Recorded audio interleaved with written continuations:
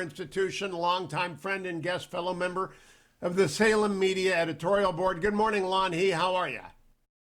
Hey, Hugh. Good morning. Congratulations on the Browns. I know. We're in the playoffs for the first time in 18 years. I wanted to devote the whole show to it, but there is this election tomorrow. I just had Newt Gingrich on. He talked about how important it is. You're a policy guy, Lanhee. In terms of the policies the United States will adopt or not adopt, how important are those races tomorrow in Georgia? Oh, they're absolutely, their importance is unparalleled. I mean, if you think about the scope of policy change potentially over the next couple of years, I mean, you look at healthcare policy, energy policy, financial regulatory policy, tax policy, the direction the country goes in, if you have a Biden presidency plus a Democratic House and a Democratic Senate, is radically different from if you have Republicans in control of the Senate able to provide that emergency brake, that check to make sure we do not go too far in a progressive direction. It is extremely important, and not just with respect to policy, Hugh. Also, if you think about appointments, if you think about the kinds of people that end up in the judiciary, the kinds of people that end up in the executive branch, the Senate plays a crucial role in ensuring that there is some check on the far progressive left. And you have to have that. You just have to have that given that we will have a Democratic president in just a few weeks here. So these elections in Georgia are crucial. Now, President-elect Biden is going to be given a list of judges by the senators of his party and by his staff. And whether or not Mitch McConnell controls the floor will figure, I believe, dramatically in who he selects from that list. Do you agree with me? Oh, yeah, 100%. I mean, look, the legacy of the last couple of years of the Senate's activity on judges, I think we're going to be talking about for generations to come. I mean, it's absolutely incredible what Mitch McConnell did to ensure that this was the focus. Regardless of all the noise in Washington, all the political distractions, Mitch McConnell's focus has been ensuring the federal judiciary is filled with judges who respect the rule of law. Going forward, it's going to be absolutely significant for Mitch McConnell to continue to have control of the floor, to ensure that the judges that come through, look, these are not going to be judges that would be appointed necessarily by someone like President Trump.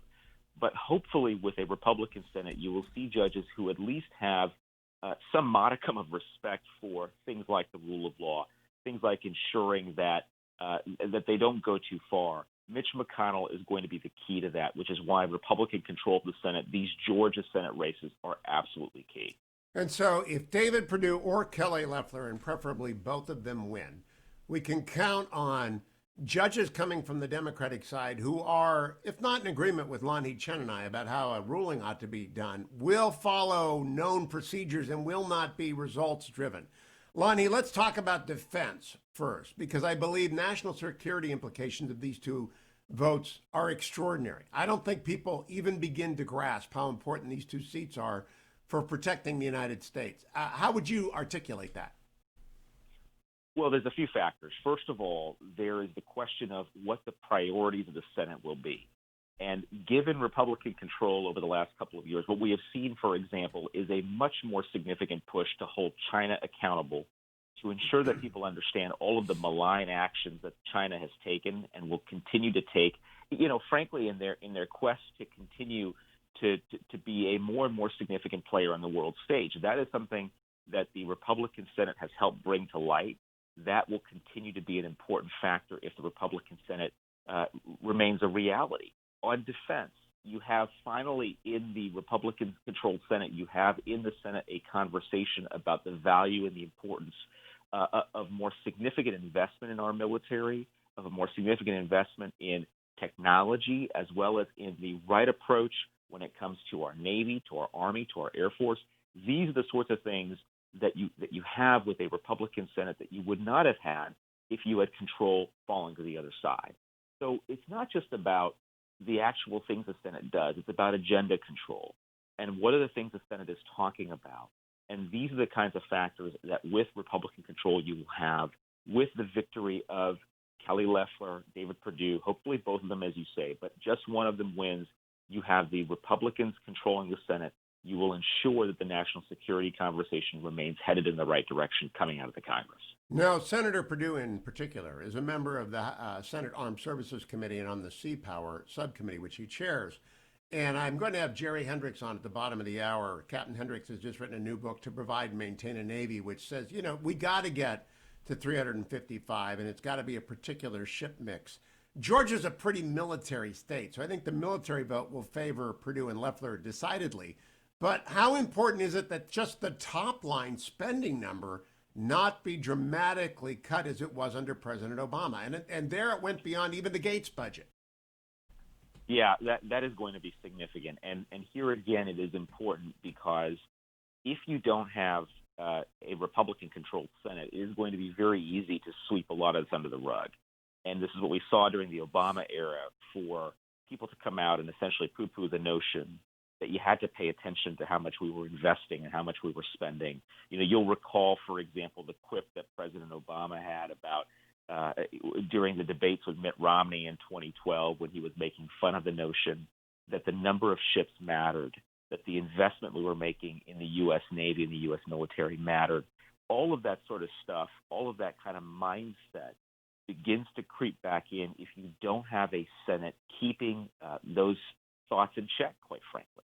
And so this sort of conversation that we're having now, Hugh, that we're having because the last couple of years we have invested more in our military, we have invested more in the Navy, we have made these dramatic investments because of the leadership of people like Robert O'Brien, like Mike Pompeo. These sorts of conversations, look, we can't expect the same kinds of conversations to be happening given that it's going to be a different administration. But having a Republican Senate just ensures that you've got people that are keeping an eye on things and minding the store. Because without that, we could potentially be headed for a situation where those who believe that not investing in our military, not having the most modern technology, those forces are again ascending. And I don't want to see that. So my last question, Lanhee Chen, divided government ensures oversight because you have some Senate committees digging in where digging in is necessary. It also assures that in places like healthcare, which was the first thing you mentioned, and immigration policy, the moderate choice becomes the choice that is necessary when it comes to reform, even on something like a budget resolution, even on something that simple. And the Congressional Review Act cannot be invoked to repeal Trumpian era regulation. It matters up and down the line. Yeah, healthcare is a big one. I mean, this is an area where we're talking about the difference between moving toward a government-run single-payer healthcare, which, look, let's just be very frank about this. The progressive left has made clear that is their intention, to move towards single-payer government-run healthcare. Public option-style proposals move us in that direction. Having a Republican Senate ensures that movement just doesn't happen. It can't happen. On regulation, this is key. We've done a ton of deregulation over the last couple of years to free up the economy, to get the economy growing. If you have a Democratic-controlled Senate with a Democratic-controlled House, a lot of that deregulatory activity coming out of the Trump administration the last couple of years, that can be overturned. The stakes are extremely high when you think about these domestic policy areas, and people need to recognize this is more than just about two seats in Georgia. This really is, as these Democrats are saying, this really is about the future of our country and ensuring that the policy direction continues to move in the right direction rather than the wrong one. And people forget when Donald Trump won and there was unified government, the Congressional Review Act kicked in and we threw out so many rules of the Obama administration. If they can go back for, I believe, a year of legislative days and just repeal regulations left and right by simple majority vote, Lanhee. Well, right, that's right. I mean, the Congressional Review Act is an extremely powerful tool. Republicans used it to their advantage to ensure that some of that regulatory overreach from the Obama administration toward the end was addressed. And the tables can be turned. Look, if Democrats have control of the Senate and the House, they can do the same thing to Trump efforts to deregulate. So you have that going in the opposite direction. So it's a very powerful tool that all they need is a simple majority. They don't need a huge majority, just a simple one. And that is why, Georgia, if you're listening, David Perdue, Kelly Loeffler, you got to get out and vote tomorrow. Lanhee.